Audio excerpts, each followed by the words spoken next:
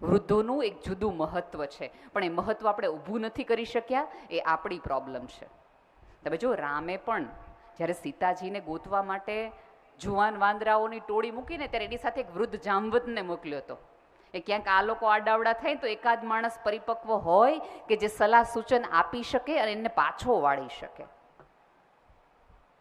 તો આપણે એ સલાહનું કામ કેમ નથી કરતા? વૃદ્ધ તરીકે, મોટા તરીકે આપણી ભૂલ એ ક્યારેક થઈ જતી હોય છે કે આપણે એકની એક વસ્તુ એટલી બધી વાર કહીએ કે નવી પેઢીને એવું લાગવા માંડે કે આના દાદાને તો બોલવાની ટેવ પડી, જેવું બોલું એટલે કાનમાં પ્લગ નાખી દે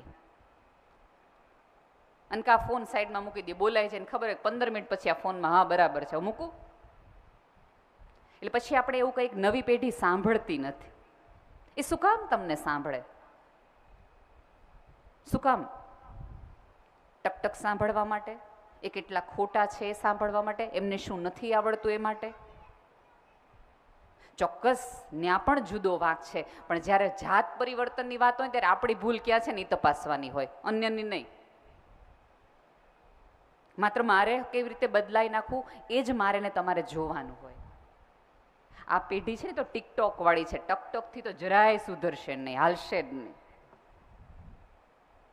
એક તાળું અને એક ચાવી અને હથોડી એકબીજાની બાજુમાં હતા, અને હથોડીએ ચાવીને પૂછ્યું તને શું લાગે છે આપણા બેમાંથી કોનું મહત્વ અને મૂલ્ય વધુ છે? એટલે ચાવી બહુ નમ્રતાપૂર્વક હથોડીને એવું કીધું કે તમારું જોઈ ને, તમારું વજન કેટલો મોટો, તમારો પ્રભાવ કેટલો મોટો, તમે મને બનાવીશ, મેં થોડી તમને બનાવીશ. તમારા ઘા ખાઈ ખાઈને મારો આકાર એવો થયો છે ચાવી જેવો, એટલે તમારું મૂલ્ય વધુ છે. તો થોડું કે પણ તોય ખબર નહીં લોકો તને વધુ લઈ જાય, મને થોડીક આઘી રાખે, જરૂર હોય ત્યારે જ મને બોલાવે, તને તો પાસે જ રાખે ને, પ્રેમથી જ રાખે ને, ખીચામાં રાખે ને, હાંચવીને રાખે ને, કોઈના હાથમાં ન આવી જાય એમ હાંચવીને રાખે, અને મને તો કંઈક ભંગારમાં રાખે, વરણ વટલેદી જરૂર પડે તો મને બોલાવે. અને તું જોઈ કે આમાંથી તું મને એમ તોય એવું કહે છે કે હથોડી મોટી ને ચાવી નાની. ત્યારે ચાવી એક બહુ જ સરસ રહસ્યમય કહેવાય એવી રીતે પૂરી પ્રમાણિકતાથી એક વસ્તુને વાક્ય કહે છે કે વાત તમારી સાચી કે મને સાચવીને રાખે છે, મારી પાસે રાખે છે, કોઈના હાથમાં ન જડી જાય એમ રાખે છે. તમે તાળું તોડવા માટે ઉપરથી ઘા મારો છો, માર્યા જ રાખો છો, માર્યા જ રાખો, જ્યાં સુધી તાળું તૂટે નહીં ને ત્યાં સુધી ઉપરથી ઘા મારો છો, અને હું અંદર જોઈને હળવેકથી ખોલું છું એટલે સટ્ટ દઈને ખુલી જાય છે. કોઈની પોતાના સંતાન હોય, પોતાના આવા કોઈ સંબંધીઓ હોય, એની અંદર જઈને એની જાત ખોલવાનું રાખો. ઉપરથી ઘાવ લાગશો ને તો તૂટી જશે પણ ખુલશે નહીં, અને તમારી માટે તો નહીં જ ખુલે. દરેકનું સોફ્ટવેર હવે તો આ ફિંગરપ્રિન્ટ વાળી જનરેશન છે, રાખતી જ નથી ચાવી. એટલે તમારે હૂંફની, પ્રેમની નિસ્બતથી જ એની બાજુમાં જઈને ઊભું રહેવું પડશે. ઝાલર ટાણો તો થાય, આમ તમે જુઓ ને તો સભ્યતામાં દરેકનું વાળું ટાણું થાય, ઝાલર ટાણા થતા તો સભ્યતા વહી જાય તોય ન થાય.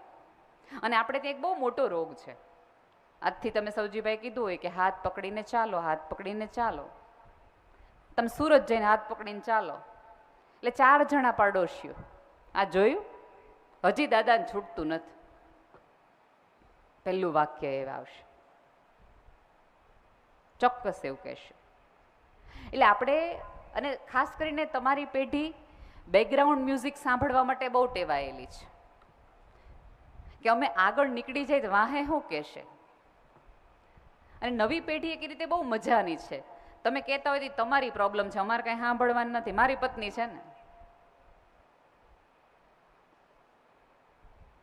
કોઈક એવું કે જગતના છે ને પ્રેમ લેવા એના પ્રમાણપત્રો લઈને ન મઢાવવાના હોય, કોઈ દિવસ નહીં, સરસ રીતે. અને તમારી વખતે તો હનીમૂન નહોતું, ભલું થાય સૌજીભાઈનું તમને હનીમૂન જેવી પરિકલ્પનામાં વચ્ચે લાવ્યા. અમારી નવી પેઢીમાં તો એ બધું હતું કે લગ્ન પછી તમને સાથે મળવાનો અને ફરવાનો મોકો મળો. સૌજીભાઈ બહુ જ સરસ એક વાત કરી કે છેલ્લે તમે બે જ હશો એકબીજાની બાજુમાં. પત્ની સાથે નવો નવો પ્રેમ હોય ને ત્યારે પરફ્યુમની બોટલ લાવવાની હોય, ચોકલેટ લાવવાની હોય, અને જેમ જેમ તમારો પ્રેમ પરિપક્વ થાય ને પછી બીપીની ગોળીને આયોડેક્સની ડબ્બીઓ લાવવાની હોય. પ્રેમનો જુદું સ્વરૂપ છે.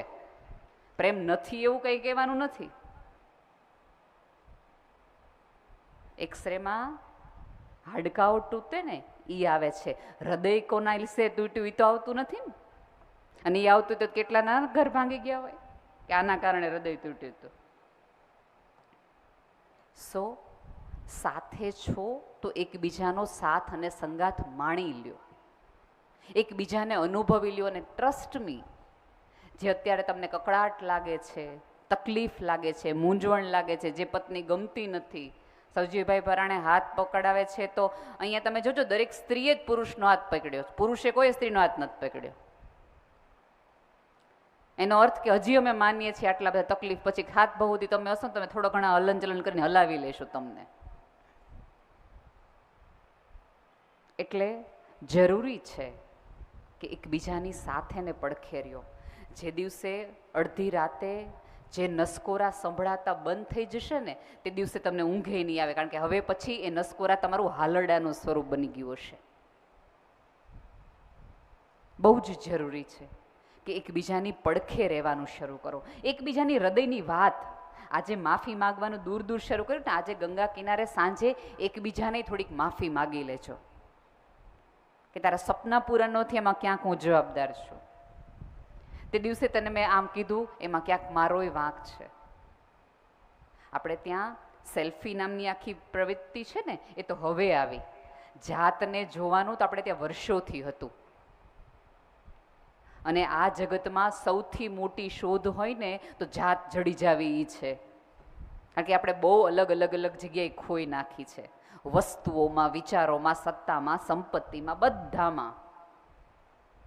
તમે આમ જુઓ ને તો 40 તમે આવો ને 40ના આરે આવો ને તો પછી તમને ચશ્મા આવે, જેને આપણે બે તાળા કહીએ. બે તાળામાં એવું હોય કે તમને દૂરનું આરામથી ચશ્મા વગર દેખાય, નજીકનું જોવા માટે તમારે ચશ્મા લેવા પડે. એ વખતે કુદરત તમને સિગ્નલ આપે છે કે બહુ દૂર જોયું, બહુ દૂર ભાગ્યા, હવે નજીકના ચહેરાઓ જોઈ લો, કાલ સવારે આ નહીં દેખાય ક્યારેક તમને.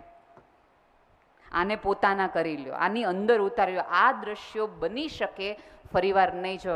જે દાદાનું મૃત્યુ આવા સુંદર ગંગાના કિનારે થયું, એ બાની માટે એ છેલ્લી સ્મૃતિ હતી. એ ભીનાશ છેલ્લી એણે પોતાની ગાંઠે બાંધેલી હતી. પણ આપણી તકલીફ એ છે કે કોઈ પણનું મૃત્યુ જોઈએ ને તો આપણે એવું જ માનીએ, મન નહીં આવે. યક્ષને પૂછાયેલો પ્રશ્ન છે યુધિષ્ઠિરને. યક્ષે યુધિષ્ઠિરને પ્રશ્ન પૂછ્યો તો કે આ જગતનું સૌથી મોટું વિસ્મય કયું છે, આ જગતનું સૌથી મોટું આશ્ચર્ય કયું છે? ત્યારે યુધિષ્ઠિરે એવો જવાબ આપ્યો હતો કે દરેક માણસ પોતાની સામે સવાર સાંજ મૃત્યુ જોવે છે, અને દરેક માણસ એવું બને છે કે હું નહીં મરું, મારા સિવાય બધા મરી જશે. અને આપણે આમાંના કેટલાય લોકો એવા છે કે આપણે બધા લોકો એવું કહેતા હતા કે હમણાં મૃત્યુ આવી જાય ને તો હમણાં વયું જવું છે, કાંઈ ઈચ્છા નથી, કોઈ મોહ નથી, કાંઈ નથી. એ આપણે જ બધા હતા કોરોના કાળમાં સૌથી વધુ ઉકાળા આપણે બધાએ પીતા છે. કોઈ એમ કીધું કોઈએ જઈને કે મેં તો બહુ જીવ, મારે બદલે ખાટલો આને આપી દો ને, મેં તો બહુ જીવન જીવી લીધું, મારે બદલે ઓક્સિજનનો બાટલો આને આપી દો ને.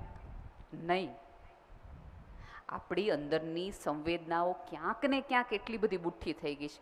આમ તમે જુઓ ને તો આપણે ચાલતા હોઈએ તો કીડી મરી જાય, મકોડો મરી જાય. વાહન ચલાવતા હો તો ક્યારેક કૂતરું વચ્ચે આવી જાય, ખિસકોલી વચ્ચે આવી જાય, કોઈ ચકલી વચ્ચે આવી જાય. સાહેબ, એ ચકલી કૂતરો મરે અને તમારી અંદરથી ચીસ ન નીકળે ને તો કૂતરો નથી મળતો, તમારી અંદરનો માણસ મરી ગયું છે એવું તમારે વિચાર લેવો જોઈએ, કે તમને કોઈ ફરક નથી પડતો. બાકી તો તમારી અંદર, કેમ કે તરત પછી તો આપણે ફિલોસોફર નીકળી જાય, આ તો બધું આઈનો આઈ છે ને એના કર્મો પૂરા થઈ ગયા ને બધું. પણ પહેલું માણસ તરીકે સૌજીભાઈનું નામનો તમારે આમ ઉલ્લેખ કરવો હોય કે એની સંધિ છૂટી પાડી તો શું તમે કરી શકો? સૌ જીવ, સૌ જીવનો અપભ્રંશ તમે સૌજી કરી શકો. એટલે સૌ જીવમાં તમને જીવ દેખાય. એક નાની એવી કીડી મળી જાય તો એ તમારા હૃદયમાં એકાદ તાતડામાં સહેજ વિચાર આવે કે યાર ખોટું થઈ ગયું. પણ હવે આપણે એટલા બધા બુઠ્ઠા થઈ ગયા છે, ક્યાંક ને ક્યાંક આ ટચ સ્ક્રીનના હિસાબે આપણી આંગળીઓને પણ સંવેદનાના ટ્યુશન કરાવવા પડે એટલા. આપણને કોઈ ખાસ ફરક નથી પડતો. અને આમ તમે જુઓ ને તો તમે છેલ્લી પેઢી છો કે જે સવારે વહેલા ઉઠે છે, રાત્રે વહેલા સૂઈ જાય છે. સવારે મોબાઈલના મંગળાના કરવાના બદલે તમે હજી પણ ઈશ્વરના દર્શન કરો છો. છેલ્લી પેઢી છો તમે કે જે ફૂલ વીણવા જાય છે, ભગવાનના હાર પોતાની જાતે બનાવે છે, શર્ટના બટન હજી ટાંકે છે, ચપ્પલ તૂટી જાય તો સાંધે છે. બાકી હવે એની તો એક જુદી જ સભ્યતા છે કે જે તૂટી જાય એને જવા દેવાનું, એને રાખવાનું જ નહીં. એ વસ્તુ હોય, સંપત્તિ હોય, સંબંધ હોય કે માતા પિતા હોય, આમાં ક્યાંક ને ક્યાંક આપણી પરવરિશ જવાબદાર છે.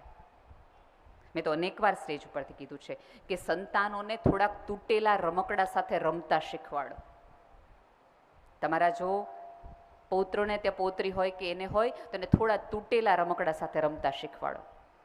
આપણે બધા બાર્બીની આંખ તૂટી જતી ને તો મમ્મી સ્કેચ પેનથી એની આંખ કરી દેતી, ઘોડાનો એક પગ તૂટી જતો, કોઈક ફ્રોક તૂટી જતો સાંધી દેતી.